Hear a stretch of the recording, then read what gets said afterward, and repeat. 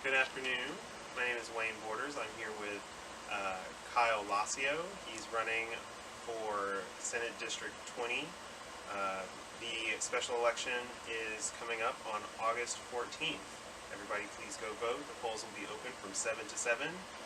You can vote absentee before then. Yeah, every day this week. Every day this week before then. So, Kyle, thank you for coming.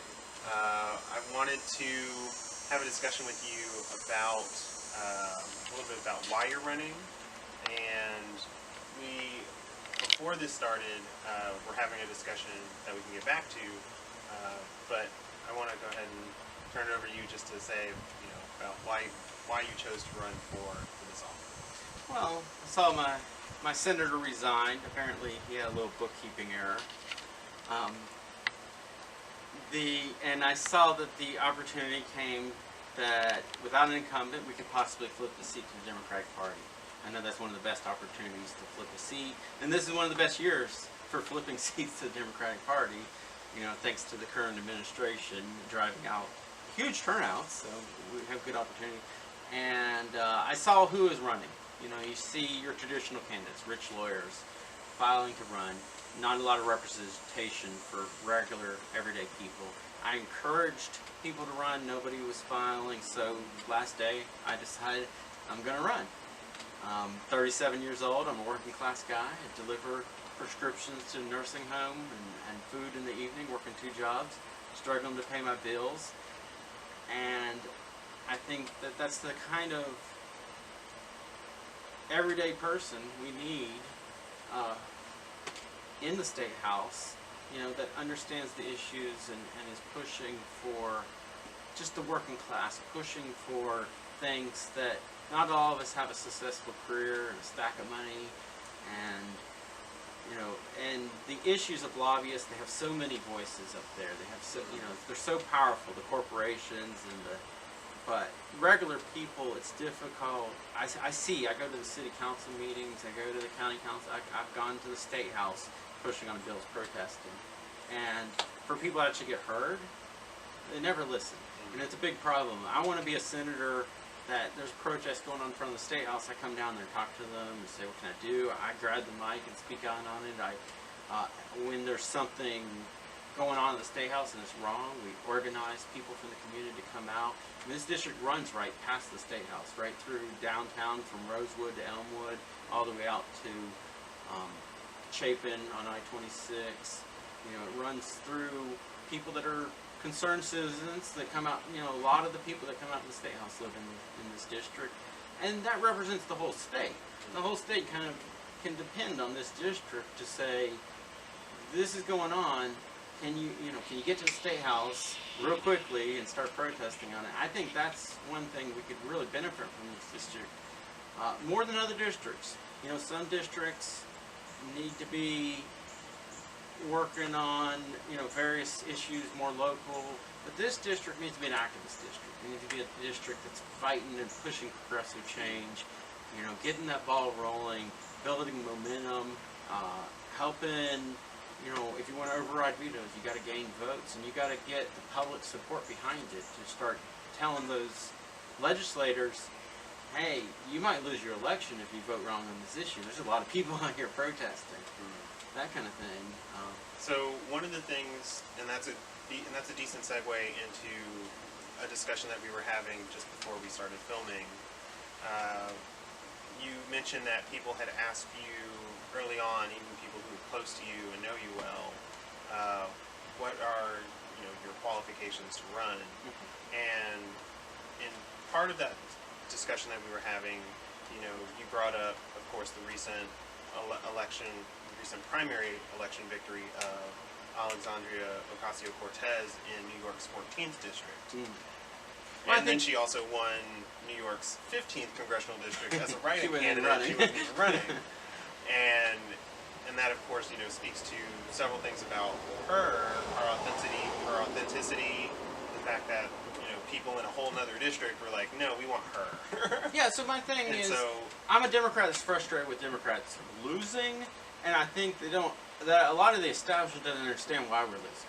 They keep trying to run the same strategy, And it's a strategy that revolves around running a candidate that can raise a lot of money, has a lot of credentials, has a lot of connections, and will get a lot of endorsements. But what they're not realizing is that the difference between winning and losing, the difference between Obama 08 and a year we were losing, in Obama 08, huge amount of young people, huge amount of just poor and working class people were enthusiastic about turning out. And the difference between the candidate that turns out those voters and the candidate that doesn't turn out the voters is authenticity, it's connecting with people, it's talking about issues and not looking like I'm talking about these issues, but behind the back I'm talking to the lobbyists. And we get a lot of that from a lot of candidates where you're saying the right things during the election, but we never get it out of you during in reality.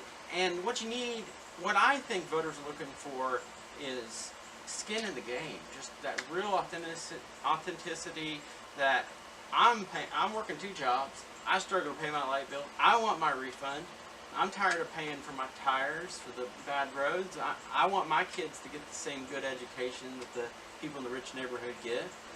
I live in an apartment and I struggle to get my landlord to fix things, and I live the life of, a lot of people I know my age have this situation where they've gotten a few college credits, but haven't gotten a college degree, they're struggling their way through with student loans, they're struggling with a couple part-time jobs. Nobody's talking about building that value of labor to where folks like me, working class people, can save up for the down payment on the first home, start building wealth. That's a real thing. I could save up for my retirement. It's not a possibility when, right now I applied for health care, and they tell me I'm below poverty. They tell me I didn't make enough to qualify for Affordable Care Act. They tell me I could get Medicaid, but unfortunately the state didn't expand. The letter says, you qualify for free Medicaid, but your governor chose not to expand. I want to go after that, and I want to expand Medicaid, and I think that's something that makes voters realize that you're going to do this because you're tied into it. You're sinking in the same boat with us. And what are some of those issues that you're finding on the campaign trail that you're talking about that is connecting with people? Well, labor issue is a big one. I think Democrats in South Carolina have failed to recognize that we're bottom of a whole bunch of statistics. And why are we bottom of the statistics? Because we're not aggressively going after labor, aggressively improving quality of education. I want to go after we have anti-worker laws in South Carolina. We literally have laws that are rigged against the worker. Well, of course, businesses want it that way, but I don't want it that way. We have a law you can be fired for any reason. I think they should have to give a reason. I think that women deserve equal pay. We should have a law requiring equal pay for women, that they could sue if they find out they're underpaid. My mom was the first woman to be a water meter reader in South Carolina. She had to apply for the job for 4 months, and they didn't think a woman could do it. She threatened to sue, and they found a job for her, and she showed that she could work as hard as the men, but she couldn't sue when they underpaid her. And, that ground to stand on. Right to work is one that we really have to aggressively take on. It's an anti-worker law. It's framed. The wording makes it sound different than it is, but it's a right to work for less. We look at right to work states. We fall at the bottom of the stack.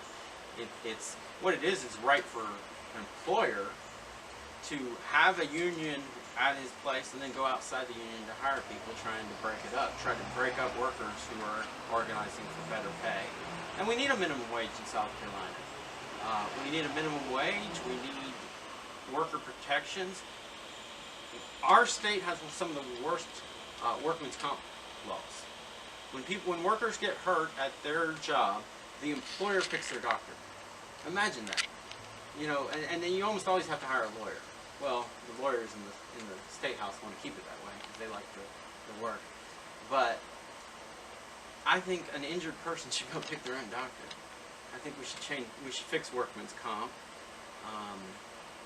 There's a lot of labor laws. I mean, I can't even think of them all. I mean, you know, an issue coming up currently has been, you know, we legalized gay marriage, but you can fire somebody to get into a gay marriage. I've heard that come up, and you know, there should be a law against firing just for discrimination of any type. There should be a law against firing for discrimination. I think a lot of firings happen. It's really just a layoff, and they should be that worker should be entitled to unemployment benefits. And, so one of the things that we also talked about before we started recording was criminal justice reform. mm-hmm. You mentioned that you are for the legalization of marijuana. Absolutely. And presently the state of South Carolina has only been going so far in the legislative process with just medical marijuana. Mm-hmm. And so if you're for full legalization, I mean, logically you should be for... No, I support the bills that are currently there. I think they're steps in the right direction. But yeah, I support full legalization. I think you see Colorado is probably the best example of it really working. It's working in other states. It's not just a theory. It actually has shown success. And, you know, by legalizing, we can have more regulations and make it work in a more appropriate way than, and we can have more control over marijuana. But yeah, legalizing, I would release people in jail for marijuana. I would expunge the records. I mean, it's destroying people's lives. There's many young people that can't go to college simply for a possession charge, and it's silly. It's been a failed experiment. It's almost like we thought we were going to rid the world of this plant, and it hasn't happened. And we need to address all drug problems and all mental health. I mean, medical care should be a right, a human right. You know, drug rehab, that includes, you know, mental health, and providing that care to people and treating people with compassion instead of pointing guns at them and throwing them in jail. It's a much better way to deal with people that are going through crises in their lives. Not to say that marijuana is a crisis, but you know, the war on drugs overall is a failure. I think marijuana should be legalized, but other drugs should be dealt with in a more compassionate way as well, and more effective. You know, we're expecting, one of the problems with criminal justice is we're expecting police officers to act as social workers and to deal with a lot of situations. If we increased if we had universal health care, a lot of people could get the help they need. They wouldn't necessarily, less people would be living on the streets. We could deal a lot more effectively with homelessness. Less people would be dealing with drug addictions, and you know, then we could more effectively ask more of our police officers. I think that currently police officers spread so thin that a lot of times they make snap judgment decisions that end up being terrible. I think we need to hold the police accountable for the terrible decisions they're making. I think it's a shame in our society that we haven't seen a lot of effectiveness of calling a police officer a murderer and holding them accountable for that. We have some white supremacists in our police, and I think we need to effectively go after that. But the criminal justice thing, I think it's a civil rights movement of our time that young people are very aware of. They see the little cell phone videos being shared on Facebook, and the more you see it, the more you realize this is a systemic, institutional problem. I mean, it has to do with the private prisons. It has, you know, I was talking about in South Carolina, we had the Lee County Jail. Some prisoners got killed recently, and some prisoners are organizing a strike. That, you know, private prisons need to be ended. We need better conditions in the prisons. We should end the slavery system of working prisoners for nothing. I'm against the box they taught. When you get out of jail, you should be able to get a job. You should be able to move on with your life. But one of the things that I've read is that a third of prisoners are in jail for nonviolent offenses, and we're sitting them in jail, and it's not serving our community in a good way. They could be released. I mean, imagine a father not paying child support because he's struggling with a part-time job. You put him in jail, it's not helping him pay child support.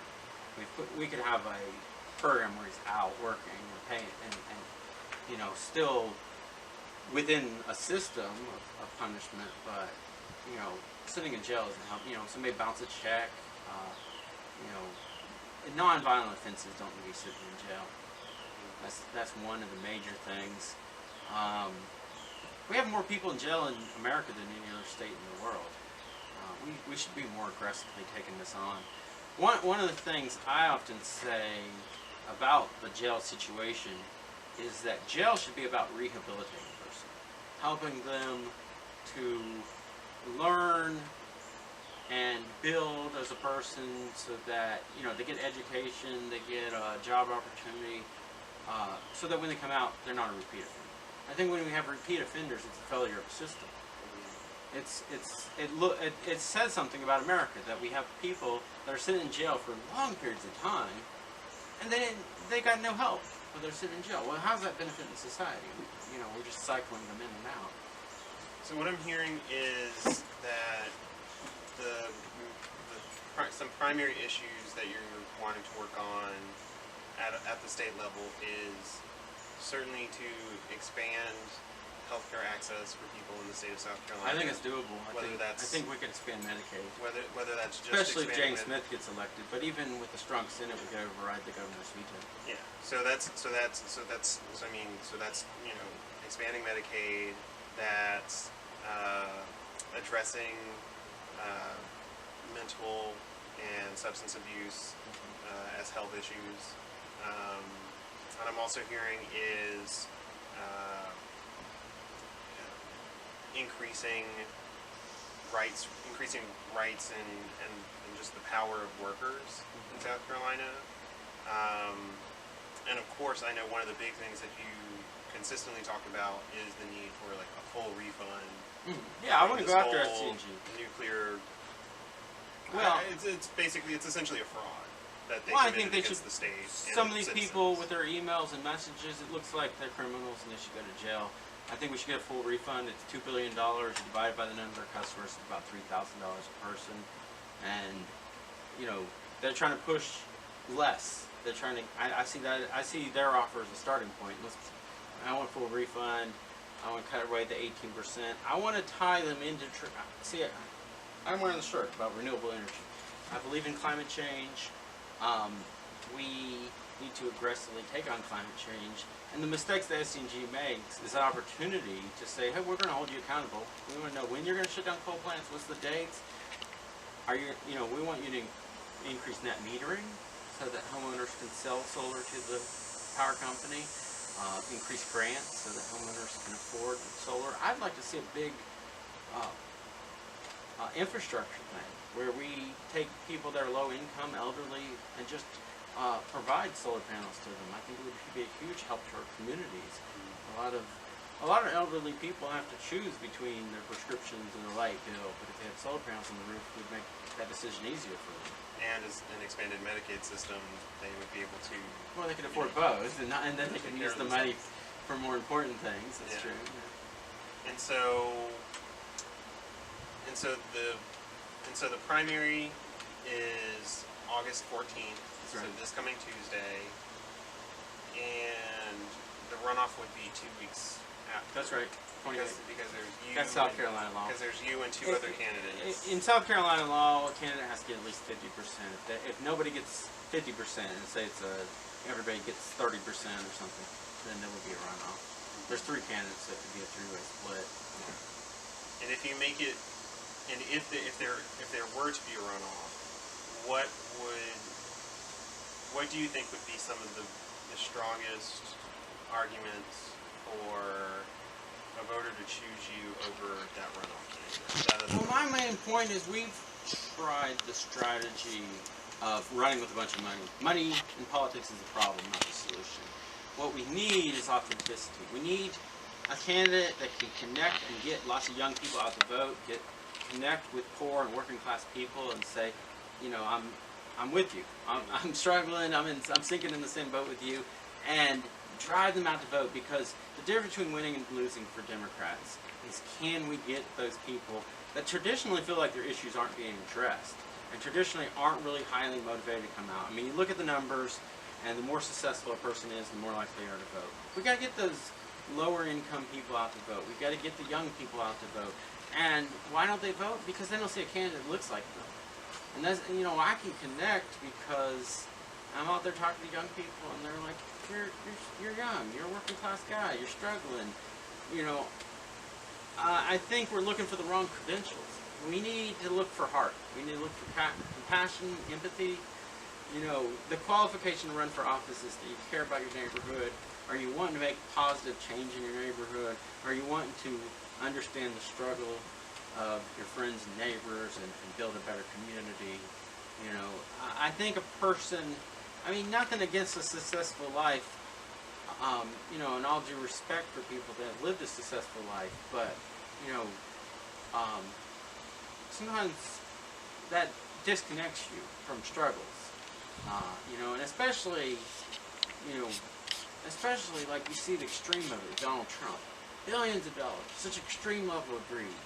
I mean, and I think there's this complete lack of empathy with those kind of people, and so we need to get back to the core of politics, is caring about each other and trying to make a change. And I think we should have a working class, at least some working class representation. I'd love to have all working class representation in the legislature, and you know, and it could look just like a, you know, a jury of your peers, just regular people. There's no reason why we couldn't be a Democratic Party that's constantly running teachers, janitors, the bus driver, you know, to run for office because, hey, he's a good guy, and I can tell he believes in this. He's not running because he had, you know, I'm not running because I have some plans to climb to higher up. I mean, somebody told me the job only pays $10,000 a year. You know, I'm just running because I want to be a voice pushing for change. I want to have a position where I can organize a little more momentum in a direction. And I want to push the Democratic Party, because the Democratic Party sometimes is afraid. I say afraid because I think they want to take the right position, but they're afraid to take the right position. And I want to be a candidate that says, you can fight for the little guy. You can fight for everyday people, and you can win. And you can run candidates that, you know, haven't built a, you know, a successful career, don't necessarily fundraise huge funds of money, but you know, we never ran by the glossy ads and the TV, you know, the TV and the yard signs and the bumper stickers. Or let them do it. But we need a candidate that will organize young people, get out knocking on doors, and get out making phone calls, and post on social media. You don't need a lot of money to do this, but you build momentum. And I think we can overcome all the money from the, you know, Republicans are going to raise money no matter what, because they've firmly established that they want to sell out to the lobbyists. But let's not also be a corporate party. Let's let them do that, and let's be a party of the people. Awesome. So the primary is August 14th, this coming Tuesday, and the coverage area of your district is what again? Oh, it's a little zigzag line. It covers, well, you know, they gerrymander is what they call it, but it covers from Rosewood along through 5 Points and Shandon, along UG Street, along the river, into Elmwood, up into St. Andrews, a little bit into Lexington, Irmo, Valentine, and Chapin, along I-26. It's Senator Corson is the senator that resigned, so if you knew your representative was Senator Corson, you'd know you lived in that district. But it's Senate District 20. And if anybody wants to check whether they live in any of those areas, if they are in Senate District 20, SC votes. you can go to scstatehouse.gov and enter in your address, and it should pull up state Senate district you live in. So, but thank you, Kyle. I appreciate you coming and having a conversation with me. Thank you, Wayne. All right.